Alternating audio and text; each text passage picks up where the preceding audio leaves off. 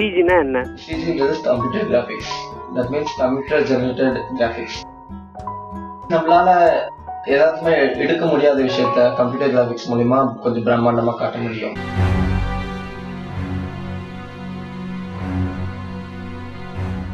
விஎஃப்எக்ஸ்னா என்ன? நாளா தெரிஞ்சாதான் problem. VFX visual effects. Visual effects வந்து டோட்டல் ஹோல் காம்போசிட்டிங் எல்லாமே சேர்த்ததுதான். காம்போசிட்டிங்னா என்ன? காம்போசிட்டிங்ன்றது டிஃப்ரெண்ட் லேயர்ஸ் டிஃப்ரெண்ட் சப்ஜெக்ட்ஸை ஒன்னா சேர்க்கறது தான் காம்போசிட்டிங். கைண்ட் ஆஃப் நிறைய எலமெண்ட்ஸை ஒரு சீன்ல எடுத்து வந்து போட்டு மெர்ஜ் பண்ணி தத்ரூபமா ஆக்குறது தான் காம்போசிட்டிங்கோட வேலை. மோஷன் கிராஃபிக்ஸ்னா என்ன? மோஷன் கிராஃபிக்ஸ்னா டிவி ஷோஸ் எல்லாம் பாத்துக்கீங்க, முன்னாடி டைட்டில்ஸ் வரும். தென் மூவில எல்லாம் பாத்தீங்கன்னா முன்னாடி டைட்டில்ஸ் எல்லாம் வரும்ல, அதுக்கு பேர் தான் மோஷன் கிராஃபிக்ஸ். இதெல்லாம் பாத்தீங்கன்னா ஜாக் டிவில இருக்கும்போது நான் மோஷன் கிராஃபிக்ஸ் ஜாக் டிவிக்காக ஒர்க் பண்ணி கொடுத்துருவேன். அதுக்கு யூஸ் பண்ற சாஃப்ட்வேர்ஸ்லாம் என்ன? After effects. Mostly commonly use software வந்து ஆஃப்டர் எஃபெக்ட்ஸ். தமிழ் மூவிஸ்ல எல்லாம் மோஷன் கிராஃபிக்ஸ் யூஸ் ஆகும். இல்ல காமன்லி எல்லா படத்துக்கும் மோஷன் கிராஃபிக்ஸ் யூஸ் ஆகும்.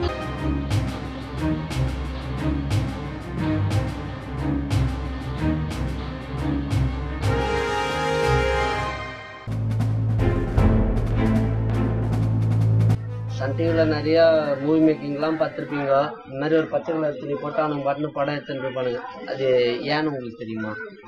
காம்போசிட்டிங்ல உங்களுக்கு வந்து ஒரு லேயர் எடுக்கும் போது ட்ரீம் மேட்ச் இருக்கும் போது உங்களால ஈஸியா கீப் பண்ணி அந்த சீனோட மெர்ஜ் பண்ண முடியும். சப்போஸ் சாதாரண இடத்துல எடுத்துட்டீங்கன்னா இப்போ வந்து அவங்க தனியா கீப் பண்ணி எடுக்க முடியாது, கொஞ்சம் கஷ்டமான விஷயம். அதுக்காக டூல்ஸ் நிறைய யூஸ் ஆகும். Kind of rotoscoping. ரோட்டோஸ்கோப்பிங் எல்லாம் பாத்தீங்கன்னா ஒரு ஃப்ரேமும் உங்களால கட் பண்ணி எடுக்கணும். ஒரு செகண்ட் பாத்தீங்கன்னா 24 ஃப்ரேம்ஸ். ஒரு 24 ஃப்ரேம்ஸ்க்கும் ஒரு ஆளை கட் பண்ணி எடுக்கணும்னா ரொம்ப பெரிய ப்ராசஸ் ஆகுது.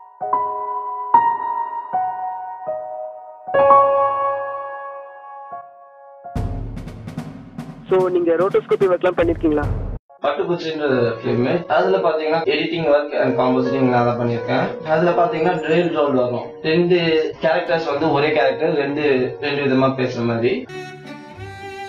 இந்த ஷாட் பாத்தீங்கன்னா இவனை வச்சு தனியா எடுத்திருக்காங்க, இந்த ஷாட் தனியா ஷூட் பண்றாங்க. ஸோ வந்து இது ரெண்டும் மேட்ச் பண்றதுக்கு பாத்தீங்கன்னா இது வந்து தனியா ஸ்பிளிட் பண்ண முடியாது.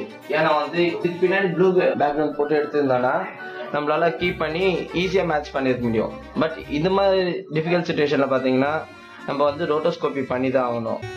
ப்ளூ ஸ்கிரீனுக்கும் கிரீன் ஸ்கிரீனுக்கும் உள்ள டிஃபரன்ஸ் என்ன? ப்ளூ ஸ்கிரீனுக்கும் கிரீன் ஸ்கிரீனுக்கும் ஒன்றும் டிஃபரன்ஸ் இல்லை. சப்போஸ் இப்போ வந்து கேரக்டர்ஸ் வந்து ப்ளூ ஷர்ட் யூஸ் பண்ணும்போது ப்ளூ ஸ்கிரீன் போட்டுருந்தோம்னா ப்ளூ சேர்ந்து கீழே விடும். ஸோ அதனால வந்து ப்ளூ போடும்போது கிரீன் ஸ்கிரீன் யூஸ் பண்ணுவாங்க மோஸ்ட்லி. இல்லாட்டி கிரீன் ட்ரெஸ் போடும்போது ப்ளூ ஸ்கிரீன் யூஸ் பண்ணுவாங்க. ஸோ ஸ்பெசிஃபிக் கலர் நம்ம சூஸ் பண்ணும்போது அது மட்டும் நம்ம ஸ்பில் பண்ணி எடுக்க முடியும். இப்போ வந்து டியூவல் ரோல் இருக்குன்னா கேமரால ஒரு சைடு ஷூட் பண்ணும்போது ஒரு சைடு வந்து black screen of of this camera லென்ஸ்ல வந்து பிளாக் போட்டு மறைச்சிருவாங்க. இன்னொரு ஆப்ல வந்து பாத்தீங்கன்னா வீடியோ ரீல் வந்து ஓடிட்டு இருக்கும், ஆக்ட் பண்ணுவாரு ஆக்டர். தென் அதே ரீல் மறுபடியும் பேக் போயிட்டு இந்த சைடு இருக்கிறத பிளாக் போட்டு மறைச்சிட்டு இந்த பக்கத்துல இருக்கிறத எடுத்து வச்சிருவாங்க. ஸோ வந்து பிளாக் சைடு வந்து உங்களால பிலிம்ல கேப்சர் ஆகாது.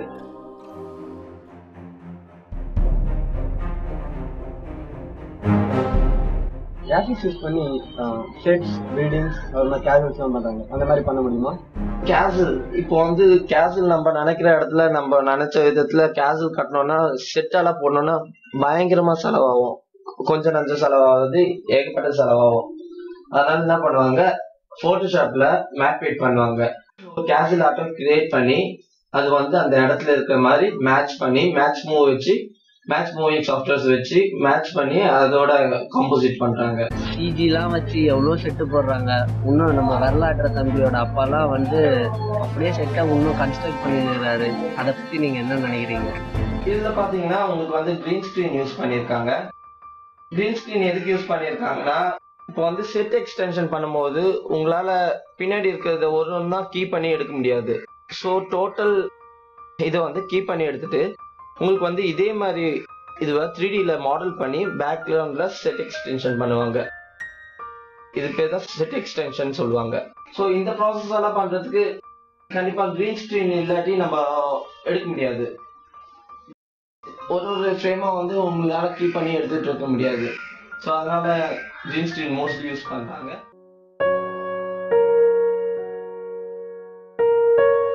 ஓல்டன் மூவிஸ்ல அம்பு பறக்கிற மாதிரி விஷுவல் எஃபெக்ட்ஸ்லாம் எப்படி பண்ணிருப்பாங்க? ஓல்டன் மூவிஸ்ல எல்லாம் பாத்தீங்கன்னா விஷுவல் எஃபெக்ட்ஸ் யூஸ் பண்ண மாட்டாங்க, ஸ்பெஷல் எஃபெக்ட்ஸ் யூஸ் பண்ணிருப்பாங்க. விட்லாச்சர் படத்துல எல்லாம் பாத்தீங்கன்னா ஃப்ரேம் பை ஃப்ரேம் அனிமேஷன் பண்ணிருப்பாங்க. இப்போ வந்து கடாய் வந்து மூவ் ஆகும், தவா மூவ் ஆகும். ஒரு ஃப்ரேமும் ஒரு இடத்துல பாத்திரத்தை மூவ் பண்ணி வச்சு அடுத்தடுத்து எடுப்பாங்க. ஒரு ஸ்டில்லா எடுத்துட்டு அதுக்கப்புறம் ஒன்னா ஃபுட்டேஜை ஒன்று பண்ணி அதை வந்து அனிமேட் பண்ற மாதிரி காட்டுவாங்க. அந்த லட்டு பறந்து வர மாதிரிலாம் லட்டு பறந்து வரதெல்லாம் பாத்தீங்கன்னா உங்களுக்கு ஒரு நூலை வந்து கட்டிடுவாங்க, கண்ணுக்கே தெரியாது அந்த த்ரெட்டு. அதை வந்து கட்டிட்டு அதை வச்சுதான் வந்து லட்டு பறக்கிறது மற்றது பறக்கிறது அதெல்லாம் எடுத்தாங்க. அது பாத்தீங்கன்னா இப்போ ஒரு மேசிவ் சீன் கிரியேட் பண்ணிருக்காங்க. ஒரு ஸ்டேஜே ஃபுல்லா வந்து வெடிச்சு சதற மாதிரி மக்கள் ஓடிட்டு இருக்காங்க. இது வந்து ஜஸ்ட் ஷூட் பண்ணது பாத்தீங்கன்னா வெறும் மேட் மட்டும் தான் கிரியேட் பண்ணுவாங்க. ஒரு போட்டோகிராஃப்ஸ் அதை வந்து மேனிபுலேட் பண்ணி சிஜியோட மிக்ஸ் பண்ணி காம்போசிட் பண்ணி உங்களுக்கு வந்து இவ்வளவு பிரம்மாண்டமா கொடுத்துருக்காங்க. ஃபார் எக்ஸாம்பிள் இது பாத்தீங்கன்னா எவ்வளவு அழகா பண்ணிருக்காங்க பாருங்க. Kind of magical creatures. அது பாத்தீங்கன்னா ஃபர்ஸ்ட் ஷூட் பண்ணது பாத்தீங்கன்னா இதுதான் ஷூட் பண்ணிருப்பாங்க. மக்கள் எல்லாம் ஓடிட்டு வர மாதிரி ஷூட் பண்ணிருப்பாங்க. அது பாத்தீங்கன்னா தென் வந்து ஃபேண்டசி கிரியேச்சர் எப்படி கிரியேட் பண்ணிருக்காங்கன்னா சாதாரணமா ஒரு மேக்கப் மேன வச்சு ஒரு ஆர்டிஸ்ட் வச்சு கிரியேட் பண்ணிருக்காங்க. தென் அதோ சீனோட மெர்ஜ் பண்ணி ஒரு ஃபேண்டசி கிரியேச்சர் வந்து ஒரு பிரம்மாண்டமான கிரியேச்சர் வந்து இந்த சீன்ல ஓடி வர மாதிரி பண்ணிருக்காங்க. அடுத்தது பாத்தீங்கன்னா மூஞ்சி கொஞ்சம் கொடூரமா இருக்கணும், அது வந்து தத்ரூபமா இருக்கணும் சொல்லிட்டு சிஜி மாடல் பண்ணிருக்காங்க. அந்த மூஞ்ச அது வந்து இருக்கிறதோட காம்போசிட் பண்ணிருக்காங்க.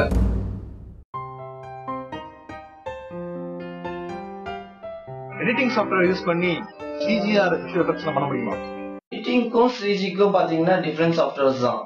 எடிட் சாஃப்ட்வேர்ஸ் மூலமா நீங்க வந்து விஷுவல் எஃபெக்ட்ஸ் பண்ண முடியாது. இப்போ வந்து எடிட் சாஃப்ட்வேர்ஸ் பாத்தீங்கன்னா மோஸ்ட்லி காமன்லி யூஸ்டு சாஃப்ட்வேர் பாத்தீங்கன்னா எஃப்சிபி யூஸ் பண்ணுவாங்க, ஆவிட் யூஸ் பண்ணுவாங்க, இல்லாட்டி ப்ரீமியர் ப்ரோ யூஸ் பண்ணுவாங்க. இது மூணு தான் commonly used editing softwares film இண்டஸ்ட்ரியில. இதுல பாத்தீங்கன்னா வெறும் எடிட் மட்டும் தான் பண்ண முடியும். உங்களால விஷுவல் எஃபெக்ட்ஸ் பண்ணணும்னா தனியா காம்போசிட்டிங் போகணும், மாடலிங் பண்ணணும், அதுல மேட் ஆட் பண்ணணும். ஸோ நிறைய ப்ரொசீஜர்ஸ் இருக்கு, நிறைய ப்ராசஸும் இருக்கு.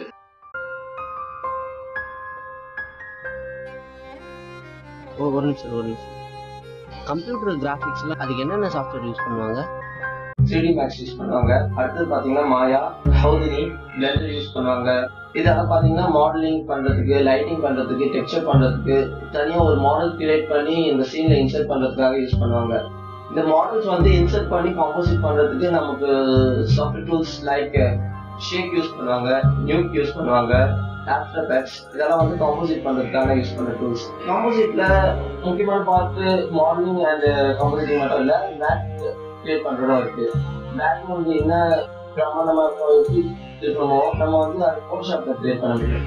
நம்ம பேக்ரவுண்ட்ல இருக்க ஸ்டில் இமேஜா பண்ணிட்டு அதை வந்து கேமரா மேட்டிங் மூலியமா அதை ஒண்ணு சேர்க்க முடியும். ஸோ வந்து காம்போசிட்டிங் உங்களுக்கு வந்து எவ்வளவு மேட்சியா காட்ட முடியுமோ அவ்வளவு மேட்சியா காட்ட முடியும். விஷுவல் எஃபெக்ட்ஸ்க்கான ப்ராசஸ்லாம் எப்படி? ஹோல் எடிட்டிங் ஸ்டஃப்பும் ரஃப் எடிட் பண்ணி வச்சிருவாங்க.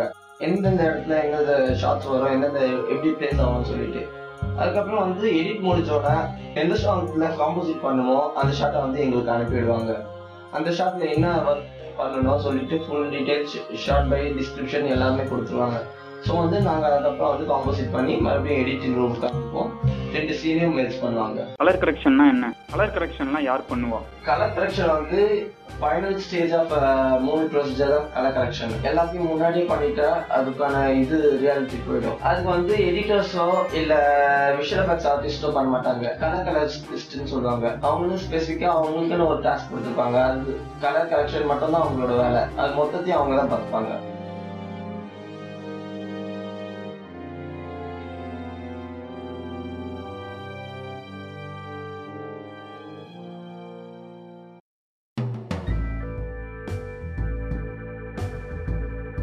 உங்க ஒர்க் எக்ஸ்பீரியன்ஸ் பத்தி சொல்லுங்க. நீங்க எப்படி இந்த லைன் பண்ணீங்க? இந்த லைன் பாத்தீங்கன்னா ஃபர்ஸ்ட் நான் ஒரு ஆட் ஏஜென்சில ஒர்க் பண்ணிட்டு இருந்தேன் டிசைனரா. அங்க இருக்கும்போது எனக்கு போட்டோஷாப் பழக்கம் ஆச்சு. போட்டோஷாப் நல்லா யூஸ் பண்ணும்போது எனக்கு அதுல ரொம்ப ஆர்வம் அதிகமாயிடுச்சு. போட்டோஷாப் தான் நான் ஃபர்ஸ்ட் யூஸ் பண்ண டூல். அது ரொம்ப பிடிச்ச டூலும் எனக்கு. அடுத்தது பாத்தீங்கன்னா அடுத்த ஸ்டெப் நம்ம போய் ஆகணும் பாத்தீங்கன்னா மூவி விஷுவல் எஃபெக்ட்ஸ் தான் போகணும்னு ஒரு தாட் இருந்தது. ஸோ வந்து நான் வந்து அடுத்த ஸ்டெப் ஆஃப்டர் எஃபெக்ட்ஸ் கத்துக்கிட்டேன். அதுல மோஷன் கிராஃபிக்ஸ் ஒர்க் பண்ணிட்டு இருந்தேன். ஜாக் டிவின்ற சேனல்ல மோஷன் கிராஃபிக் ஆர்டிஸ்டா ஒர்க் பண்ணிட்டு இருந்தேன். ஒரு 3 years ஒர்க் பண்ணேன். அப்புறம் பாத்தீங்கன்னா எனக்கு அடுத்த ஸ்டெப் எடுத்துட்டு போகணும் பாத்தீங்கன்னா மூவி இண்டஸ்ட்ரியில வரணும்னு ஆசை. ஸோ மூவி இண்டஸ்ட்ரி கம்பெனிஸ்ல ஒர்க் பண்ணிட்டு இருந்தேன். அங்க பாத்தீங்கன்னா அந்த அளவுக்கு இம்ப்ரூவ்மெண்ட் இருக்கிற மாதிரி தெரியல. ஒரே டூல் 1 monthல கத்துக்க வேண்டிய டூலா கத்துக்கிட்டு அதையே பல வருஷங்களா ஒர்க் பண்ண வச்சாங்க. ஸோ அது எனக்கு பிடிக்கல. கைண்ட் ஆஃப் நானும் இன்னும் பெட்டரா கத்துக்கணும்னு சொல்லிட்டு அடுத்த ஸ்டெப் ஒன்று பாத்தீங்கன்னா நான் விஷுவல் எஃபெக்ட்ஸ் அந்த ப்ராசஸ கத்துக்கிட்டேன். அடுத்தது ஃப்ரீலான்சிங்கே நான் ஓட ஆரம்பிச்சிட்டேன். ஃப்ரீலான்சிங்ல வந்து 1 மாசம் மணி வரும், 1 மாசம் மணி வராது. சேஃப் அண்ட் செக்யூரா இருக்க முடியாது இல்ல? கண்டிப்பா உங்களுக்கு வந்து சேஃப் அண்ட் செக்யூர்டா இருக்கணும்னு பாத்தீங்கன்னா கண்டிப்பா ஒரு கம்பெனில போயிட்டு ஒர்க் பண்ணி தான் ஆகணும். பட் அது வந்து உங்களுக்கு ஒரு சந்தோஷத்தை தராது. நீங்க சேஃப் அண்ட் செக்யூர்டா இருப்பீங்க, மந்த்லி போவீங்க, சம்பாதிப்பீங்க, வந்து வீட்டுல செலவு பண்ணுவீங்க. பட் அது ஒரு த்ரில்லே இருக்காது. ஒரு கிரியேட்டிவிட்டி பார்ட் எடுக்கணும்னா கண்டிப்பா வந்து நம்ம மணியை பத்தி யோசிக்க கூடாது. மணி வந்து இம்பார்ட்டன்ட் தான், பட் மோர் இம்பார்ட்டன்ட் கிடையாது. லைஃப் தான் மோர் இம்பார்ட்டன்ட். நம்ம லைஃபை வந்து அனுபவிக்கணும்னா கண்டிப்பா நம்ம பிடிச்ச மாதிரி தான் அனுபவிக்கணும். நம்ம பிடிச்சதா செய்யணும். எனக்கு ஃப்ரீலான்சிங் ரொம்ப பிடிச்சிருக்கு. ஏன்னா வந்து என்னால இண்டிபெண்டா இருக்க முடியுது. இன்னொருத்தவங்களை டிபெண்ட் பண்ணி இல்லாம என்னால தனியா ஓன ப்ராஜெக்ட் எடுத்து பண்ண முடியுது. ஒரு மாசம் வந்து நல்லா பே வரும், இன்னொரு மாசம் பே வராது. பட் அது முக்கியம் இல்லை, நம்ம சந்தோஷமா இருக்கும். ஃப்ரீலான்சிங் பண்ணும்போது நான் ஹாப்பியா இருக்கேன். என்னோட கிரியேட்டிவிட்டி பார்ட்டா மத்தவங்களுக்கு கொடுக்க முடியுதுன்னு ஹாப்பியா ஃபீல் பண்றேன்.